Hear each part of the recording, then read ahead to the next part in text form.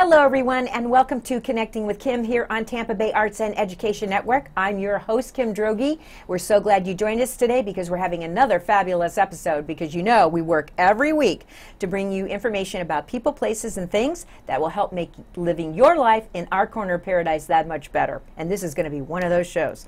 So I also want to give a shout out. You can catch our show, the audio, on Sun Radio 96.3 FM and on your favorite streaming platform Monday, Wednesday, and Friday at 3:30. And don't forget to follow our Facebook, my Connecting with Kim Facebook, Instagram, and X account, where you can find out all the latest information about the show, the guests, and of course my on-air wardrobe, which comes from my sponsor, the Spring of Tampa Bay, who provides safe spaces and empowering services for survivors of domestic violence and their children. And they've been doing a very long time, and they do a really great job. And this is going to be a tremendous year for them. So we're going to have Mindy on later in the season to bring us up to date. So I'm so excited because we have such a jam-packed show. And in the interest of full disclosure, my guest today is also a valued board member of Tampa Bay Arts and Education Network. So I'm thrilled to introduce to you Debbi Stone, who is the Senior VP of Education and Engagement for the Florida Aquarium. Welcome, Debbi. My pleasure. Thank you for inviting me. Happy to be here. Oh, it's a thrill. I've been looking forward to this show for quite a while, so I'm so glad that we could do it. So at the top of the show, I like to give everyone a chance to share their life journey, because as I always say, you never know when somebody out there is going to sit there and say, oh, I went to school there, or I did that thing, or I worked there. And that's a good thing, because maybe then they'll sit there and go, I want to listen to the rest of this. Yeah. So it's interesting, because I would call my journey anything but what you might imagine. It's kind of the meandering through the woods, I suppose you could say. But I was always really into music. My brother and I both, we were band kids, and we did band, and we did the all-state, all New England, growing up in Vermont. And when I was in high school, because I was doing so well, I kind of thought, oh, here's the path that's being laid out in front. I guess I'm supposed to go to music school. Right. It's funny thinking back on it, how it seemed almost like this is like the universe telling me this is what, versus me really thinking about what do I actually want to do with my life. And I don't regret any of it, but I went to music school, and given that I'm at the Florida Aquarium, you can imagine that it's far cry from what I went to school for. But it was a wonderful experience. I went to the Peabody Conservatory of Music, which is the music school of the Johns Hopkins University, and got a 2 bachelor's degree, one in saxophone performance, random, right, and music education. And so I taught middle school for 3 years, and partway through the experience, I started thinking, I love kids, I love teaching, something's not right. I couldn't quite figure it out, but in order to keep my teaching certificate, I had to go back to school and either earn a master's or 30 credits within a certain period of time. So I thought to myself, well, what if I go get certified in science? That would be fun. I could find a job at a school somewhere that needs a part-time music teacher and a part-time science teacher, and that seems like that would be a lot of fun. And again, having grown up in Vermont, I wasn't really familiar with the fact that zoos and aquariums had education departments, or that they did these programs, let alone that most of them are not-for-profit. So my 3rd year of teaching, I decided, you know what, I'm going to go, but I'm going to focus on science. And to that point, the closest zoo or aquarium to where I had lived in Vermont was probably in Boston, New England Aquarium, and Roger Williams Park Zoo. So I realized as I went back to school to get my master's degree, I started thinking through my undergraduate and went, gee, I kind of spent all my free time at the National Aquarium in Baltimore. What's that all about? So, where everybody else was going off and doing social things, I was just going there and hanging out at the aquarium and just having a great time. So I got my master's degree at Quinnipiac University, which everybody knows for the polls, the Quinnipiac School in Connecticut, and I got a Master of Arts in Teaching focused on biology. And while I was there, Mystic Aquarium, about an hour up the road. Oh, I used to live in Connecticut, so I know exactly where it is. Incredible place. Took a chance on me. They hired me to be a part-time outreach teacher, and I went into schools in Hartford and New London and some of those areas. And their thinking was, okay, here's a classroom teacher. She's working toward her master's at the time in biology. She can learn the science as she's learning it, but she has the teaching and the pedagogy skills. So got hired as a part-time teacher, and by the time I finished my master's and a full-time position at Mystic Aquarium came open, I was sold. I said, this is my life. This is what I want to do. Absolutely incredible. I said, you know, but growing up, having never been exposed to zoo or aquarium or any informal science, it would never have occurred to me. And so I know it's a long story to say I ended up at Mystic Aquarium, was there for 5 years, and I've been at the Florida Aquarium for 23 years. It started in 2000. I think it's really important to be brave enough to make a radical career change no matter what age you are. I was 24, but at the time it was a little scary to think, okay, I'm leaving a public school teaching job, which is a great kind of job to have. I'm going back and getting a master's degree, and now I'm working in an aquarium. Like, what am I doing? But everything started to click for me. Everything fell into place, and I started realizing this is my passion. Like, this is what I always should have been doing, but I never would have gone down that path had I not landed in positions that exposed me to those things. Well, but you know, so I love this story for so many reasons. I'm like one of those people sitting out there listening and watching, because I'm thinking to myself, well, I grew up in the Midwest, and then because of my husband, we moved to the East Coast, right? And I felt like in a past life I had lived in the East Coast, because I loved everything about living in the East Coast. We lived in New Jersey, then we lived in Connecticut, then we lived in Massachusetts, and I mean, I just loved the East Coast. So all these places you're talking about, I know. Then I'm sitting here thinking, well, how serendipitous, because my late husband grew up in band in his high school, playing the tenor sax. Nice. And I absolutely adore the saxophone. I mean, when a saxophone player comes on, I'm there, right? Yeah. And now, like, I knew Mystic because we would go there. So this is like, I'm like, yeah, we're look at clearly these 6 ocean degrees sisters. of Yeah, absolutely. We're ocean sisters. We're soul sisters. We've got the saxophone connection, but it kind of brings me, what I love about what I do now is I try to expose kids to as many STEM and opportunities and careers as possible, because I figure, you know, you never know what spark. Like, a kid's going to experience something and go, I didn't know I could do this, or geez, I never thought about robotics, or I never thought about marine science, or even art. You know, I tell people all the time, the aquarium has a creative services team. They have graphic designers and AV people, marketing. Like, I think what I'm so excited about is, because I didn't go down the traditional pathway that you would think, I recognize that you have to see it to be it. And it's really important to just expose yourself to so many things, because you just never know. If you never experience something, how will you ever know that that was really what you were meant for? Right? Well, and I think you should be very glad that you discovered it at a very early age. I mean, 24 is still, you know, I mean, I think that's a bravo for you, and then having the courage, because a lot of people don't, you're right, they don't have the courage to change. And at one time I toyed with being a marine biologist. I mean, I was just in love with the idea of being a marine biologist, you know. So I love the ocean, I love water, anything about the water. So let's go into, tell me what, so I a couple directions I want to go, but so what, we're going to start off on this one. Vern, I know you're sitting there thinking right now, Kim, spit it out. So let's talk about, because I just talked to someone that hadn't been to the Florida Aquarium in quite a long time, because their child has grown up now. So let's try to understand how much the Florida Aquarium has changed and how much it has to offer. Yeah. You know, I hear that all the time. I hear from people, oh, I used to go, but my kid's out of school now, right? And what I always say is, you have to come back, because we have spent a significant amount of time really thinking through how to be intentional for reaching audiences of all ages. And so I think the notion that we're a place for kids and families only is really, like, people can find their path. There's so many things to do. I think the most important thing is we have changed a significant number of exhibits since we opened. We've added some new touch habitats. We have a brand new gallery that just opened in June of 2023, called Morphed, which is all about adaptations. And I'll tell you, the people go through that, and there's technology, and there's these touch pads. You can learn as much. And I see adults having the best time in there, like playing the interactives and really digging in. It's one of those galleries that was done with a multi-layered approach. Like, there's the surface, and the animals are really cool, and you can walk through and you can look at axolotls, which yeah, well, it's funny, axolotls are the new thing with kids. A cartoon, I think, but they're really cool, like salamanders that basically never lost their gills and they live underwater. But we have all kinds of really cool, even octopus in there, but it's all about adaptations. So you can walk through and you can see the four-eyed fish, and you can see the archer fish that literally spit at their prey on leaves, knock the insects in the water and eat them. Really fascinating stuff.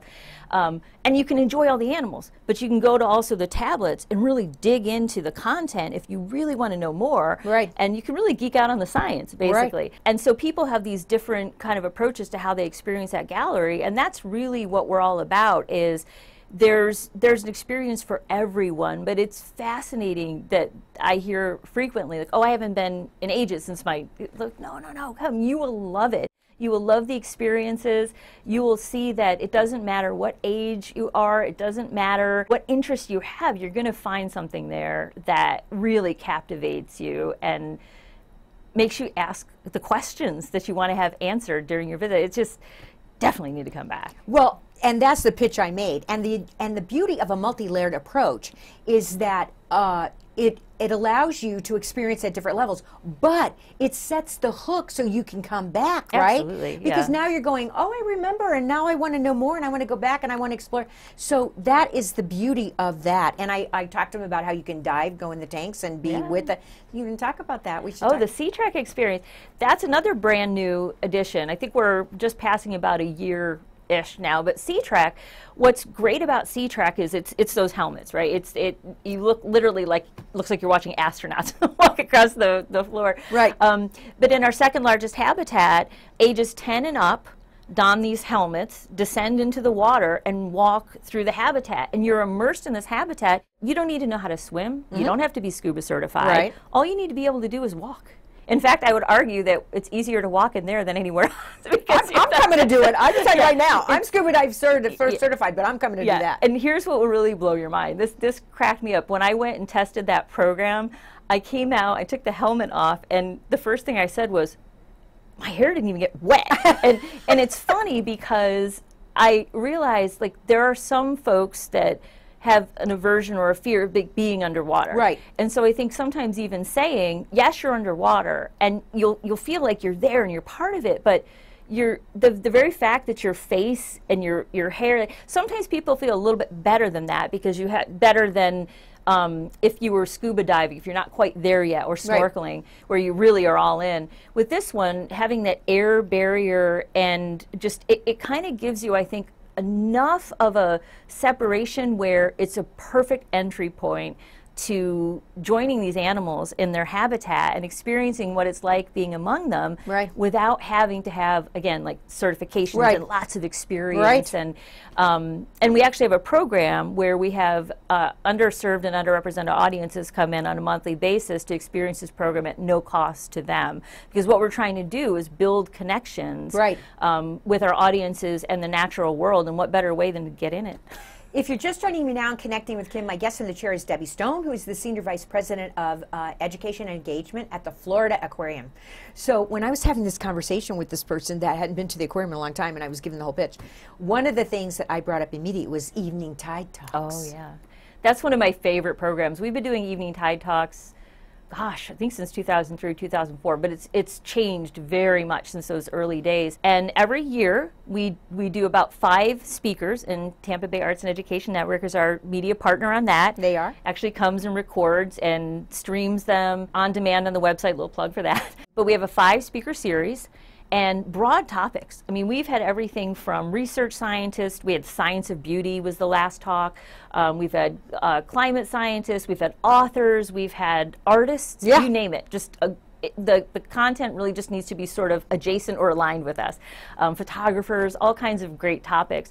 The best part, completely free to attendees. You just have to sign up because we have a capacity, obviously.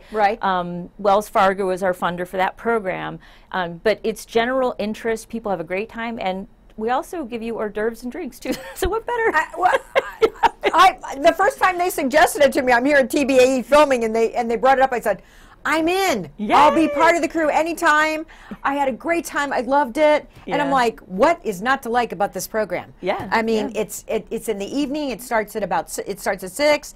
You have these wonderful, finger food and drinks and stuff. And then you see a great program, and you're usually out of there by 8 o'clock, right? Yeah, and the speakers are always fabulous. We always curate speakers that will stick around and answer questions, that like giving these presentations, because the goal is, again, to just bring in audiences that can become engaged and inspired by any number of topics. We had climatologists. One of my favorite ones was an oceanographer and a climate scientist who happened to be engaged. I was there. They were hilarious because they were playing back and forth against each and just hysterical, but they were looking at Earth systems from both kind of the atmospheric and the ocean perspective, and it was this incredible marriage, pun intended, of these topic areas. And I think what people loved about it, they infused humor, and they infused like layman's science. I mean, here's two PhD scientists that could speak in jargon, but don't. No, they didn't. They really take their time and energy to eliminate the jargon, which can be very could be intimidating intimidating, and really talk to people about what's important and what's interesting, and in a way that the audience can understand the most important components.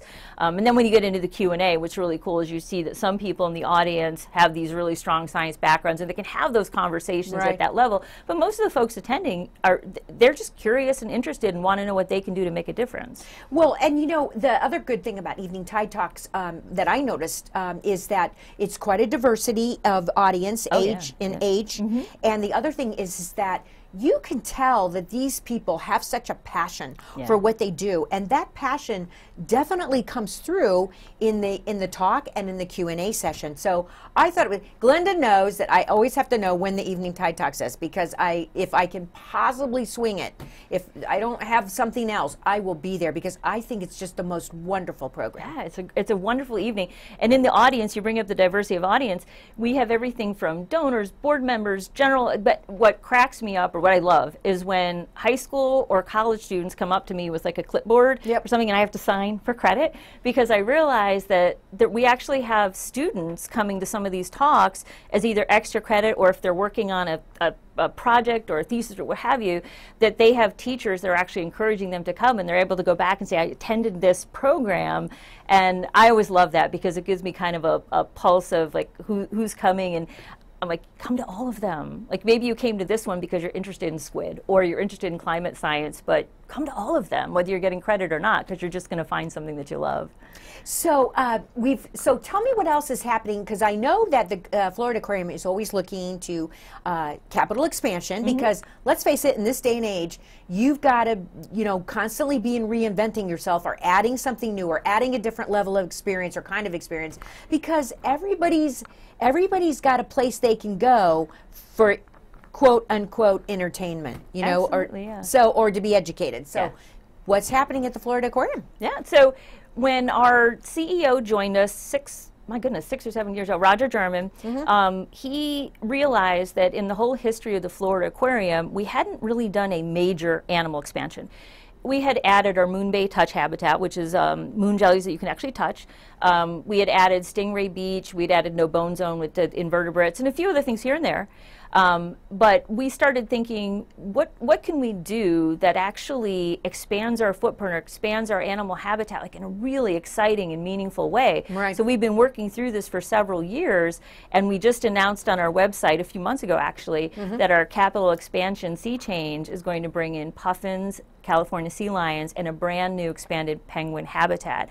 We're extremely excited about it, and I think the most important thing to share is, while we've done a lot over the years with increasing programming, interpretive content, and signage, and graphics, and lots of different things, when Morphed opened, that was really the first major animal expansion that we have done since 1995. And again, we did open new habitats and things like that, but in terms of like major, like a gallery, like Morphed was a completely new gallery that had not existed to that point.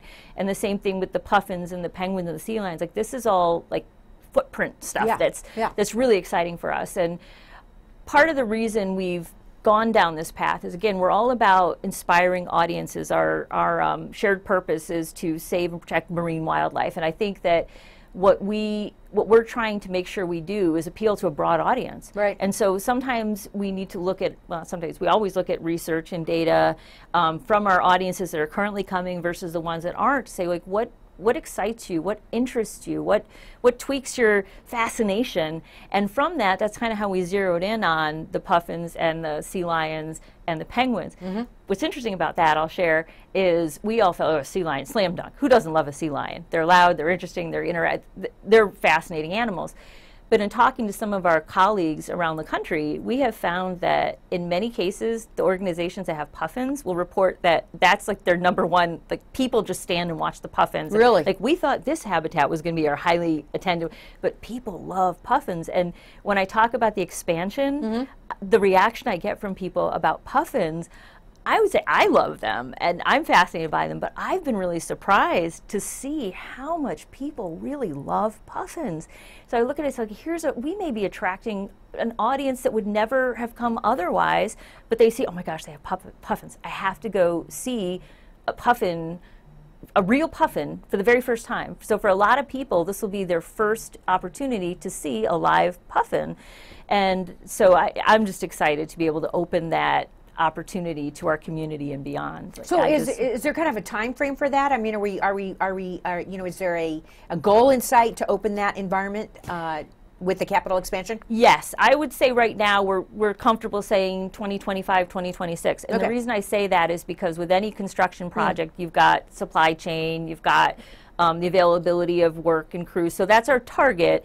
But again, with any capital campaign, the caveat is we have our goals, but they're subject to change. And we've run into a few things here and there where certain material that we, like for example for Morph, we had to pivot a little bit because we wanted this and we realized, well, that's not really available right now. In that case, because Morphed is this more kind of, not intimate, but a more, I don't know what the word I'm looking for, like a structured sort of space, we had a little bit more flexibility. Like if there was a certain kind of wood or substrate that we couldn't get, we could very easily go here. But with puffins, sea lions, and penguins, there's just some non-negotiables and things that need to happen that we need to be able to get. So, so we'd love to be able to say it's going to be this date. But so we're just working toward 2025, 2026. Okay. And the further we get along, the easier it'll be to sort of refine that timeline and say, okay, this is the month and this is when it's going to be. Stand back, Tampa Bay, you're going to love this. Oh, well, and you know what you said before, for many people in our community, this is going to be the closest they are ever going to get to seeing the animal life and sea life that exists at the Florida Aquarium. Yeah, absolutely. They may never have another opportunity. They may not be able to travel or to take a scuba diving trip or to do any of these other things. And this is going to be, you know, I think anytime you can show them something about the world, because let's face it, the oceans we need to protect our oceans and the life in the ocean. So anytime you can light that spark in somebody and get them to appreciate that, and then get them to want to come back more and more to experience, that's a great thing. It is. It is. When I first started in this field, the notion was, okay, we're going to give people information, they're going to care about it, and then they're going to go act. And what we found is it's almost kind of the flip of that. You have to connect people emotionally to something. Right. That will usually lead them to act in some way, and then they'll usually try to learn more. It's fascinating because there's that old adage of like, we'll just give people as much information as possible and then that'll change your mind, they'll go do something. And one of the funniest things I ever had happen, I was at a conference and the speaker came up and said, how many people today had a healthy breakfast? And like one guy in the back of the room like raised his hand. Everybody else just sat there staring forward like, And his comment was, you all know you're supposed to have a healthy breakfast, right? And we all kind of looked around and he said, see, just knowing the information doesn't mean you're going to do anything about it. And it cracked me up because I thought, well, this is just a simple little funny anecdote. Right. But you can apply that to a lot of things in people's lives. We know what a healthy diet is. We know what we should or shouldn't be doing. So just having the information doesn't necessarily mean you're going to act on it. It's really about connecting emotionally and connecting to something that inspires people to act. So we sort of flipped the narrative a little bit. And how can I connect people in an emotional and meaningful way to engage them in actually making a positive difference in the environment versus just hammering information home that you must care about these things. Right. Most often what that ends up doing is people Tune it out. Yeah, they tune it out. They tune it out because we're in so much information overload. Yeah, so we yeah. have like 2.5 minutes left. I know, it goes so fast. It This does. Oh this my went really goodness. fast. And before we went on the air, you said that you wanted to make an appeal, and I want to give you time to do that. So take it away, and because I thought what you were going to say was really important. Well, the last thing I would like to leave everybody with is to remember everybody has a voice. No matter what age, no matter where you're coming from, you have a voice and it's powerful. The most important thing is to find what you're passionate about and commit to doing something. You don't have to do everything. You don't have to do all the things. A lot of times I hear people say, like, I really want to make a difference, but I can't do this, this, this, and this, so I guess I'll just, like, no. What you need to do, find what you truly care about. Commit to doing one, maybe two things, even if they're small things, because most likely that's going to set you on your journey and trajectory to doing more and more and more and more. But the most important appeal I can make is don't feel like you have to do everything. Pick the thing that you want to make a difference in and about, and just commit to something. Whether it's a New Year's resolution or a monthly resolution, commit to one thing, follow through on that, follow your passion, and I guarantee you, you're going to make a difference. Thank you so much, Debbie, for being my guest today on Connecting with Kim. I know we didn't cover everything about the aquarium, so you have to come back. So, oh, absolutely. I would love to come back. You're welcome anytime. So thank you for coming on today. That's all we have time for on Connecting with Kim on this episode. And you can see it's always jam-packed here, information to make your life in our little corner of paradise that much better. Another shout out to my sponsor, the Spring of Tampa Bay. And I also want to thank you for joining us, following us on Facebook, Instagram, and our X account so that you know all the latest information about the Connecting with Kim show. We'll look forward to seeing you again next week on Connecting with Kim.